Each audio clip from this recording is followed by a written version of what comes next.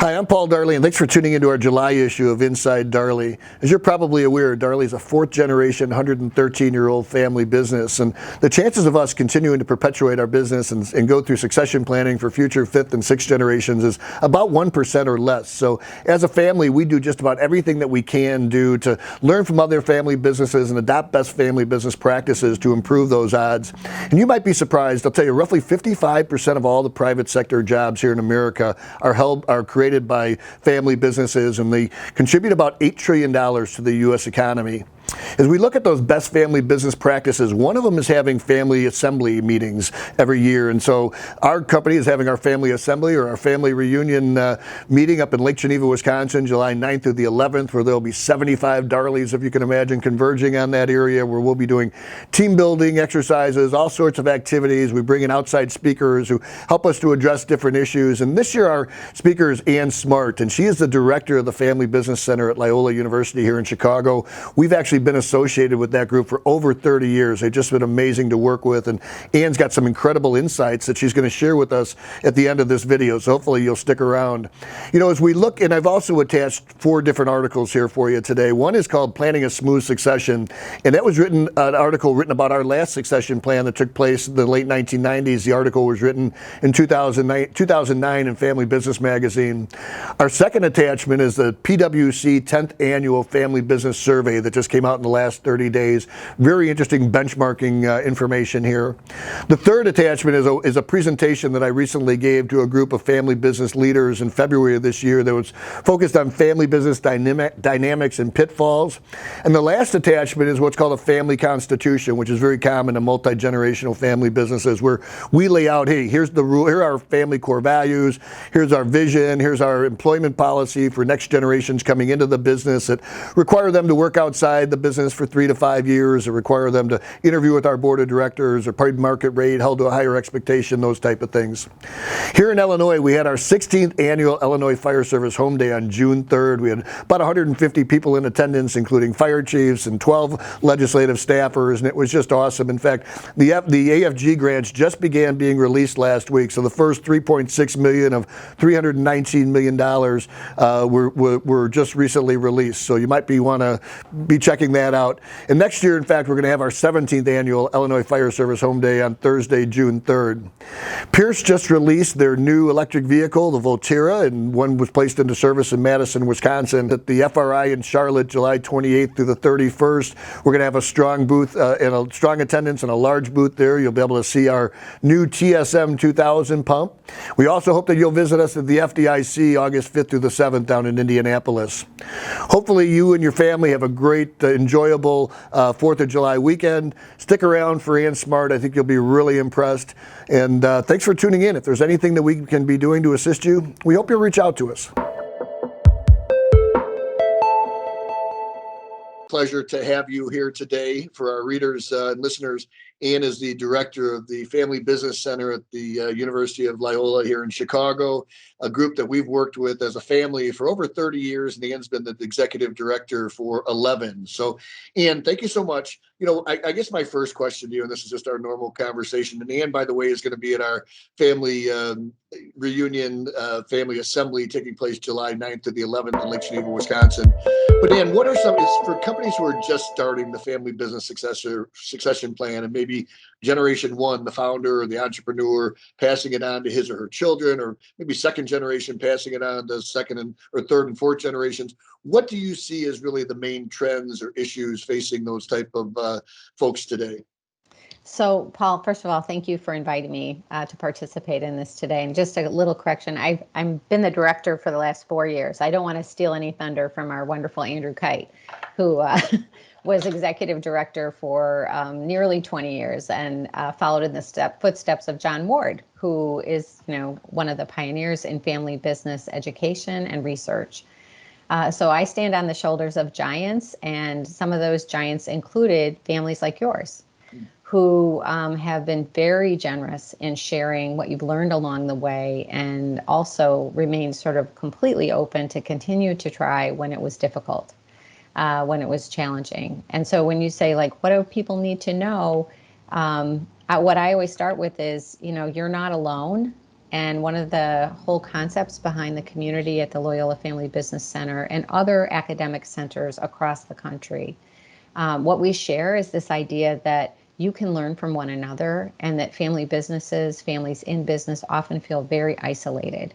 They often feel like they're alone and they don't know how to go forward, that the difficulties or challenges that they're feeling on the family side, on the governance side, on succession planning side are theirs to carry alone.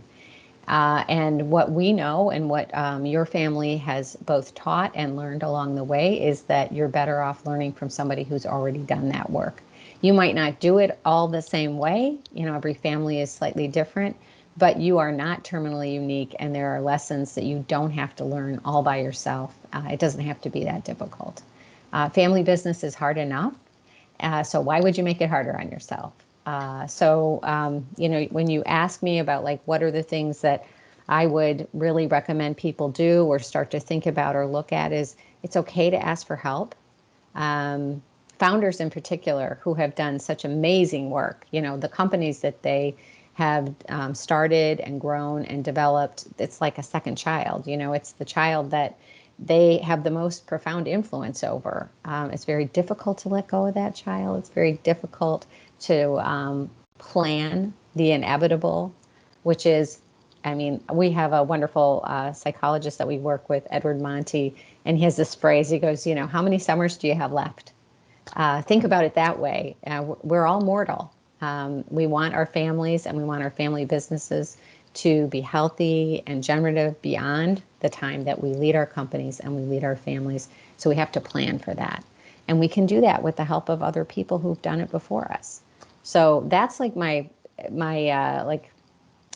standard elevator speech, if you will, about why start working on your plan for a family business succession.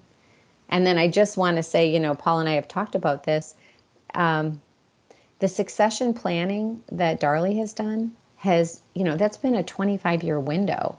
It's not a get it done, here's our 10-step plan for successful succession. It is taken blood, sweat, tears, willingness, heart, love, disappointment, conflict, all those things, and a real meaningful intention that is grounded in the values of the Darley family, the articulated values of the Darley family to make it work. And still, we're never done, right? That's right. Yeah, we always like to say, Ann, that succession planning is a process, not an event, right? So Correct. you're absolutely right. And to your point of learning from each other, within this issue, July issue of Inside Darley, we've attached a copy of our family constitution, which I'm sure we modeled under someone, and we did it at a time, oh my gosh, over 30 years ago, before any of us had children, so it wasn't personal. And I know a lot of it we gleaned from John Ward, the guru today, and Leo Biscaglia or Leon Danko and Leon Danko, right? Gosh. Yeah, And other, real family business gurus who are on very cutting edge areas. We've also attached a copy of the PwC annual survey, where you can learn a lot from others and great information there. So I just want to, everyone listening, please dig into the materials that were attached. There is a wealth of information there. And really, Paul and his family have been incredibly generous in sharing what took many, many years to codify and discuss and agree upon and adopt, which is their family constitution. It's taken a long time, and you guys have tested it, right? You continue to test it. It's a living document, and it didn't happen overnight, but it did happen with a lot of willingness and intention. So the fact that Paul is sharing that plus some of the other documents is really helpful.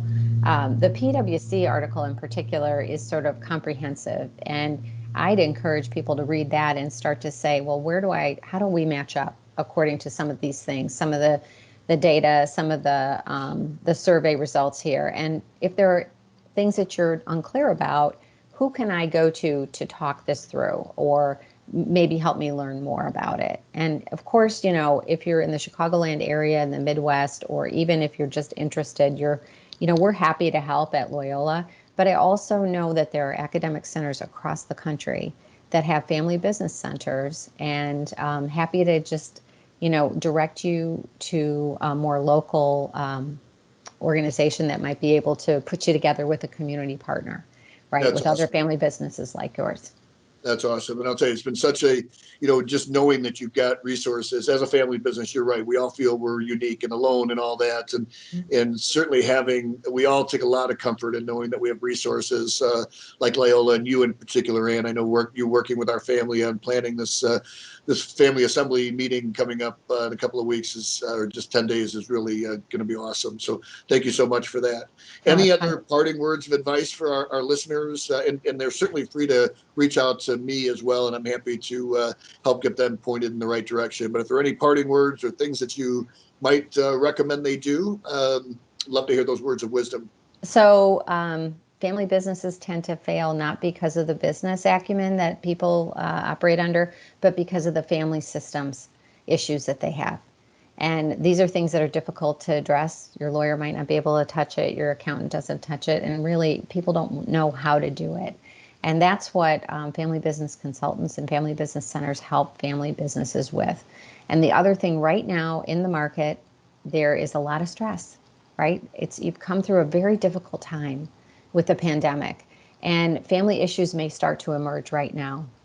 Because it was sort of like all hands on deck. Now these family issues might start to emerge. At the same time, we have this huge amount of money in the market, PE coming at you, offering money. And it might look like it's easier to sell. It might look like that. And of course, I am totally subjective. I don't want you to sell because we know that the economic impact that you have on this country is tremendous. It is almost like a patriotic duty to keep your family business going. I'm joking a little bit, but really and truly, you are the fabric of our economic engine that drives the country. And we always say, it might be the right idea to sell for all the right reasons, and so be it.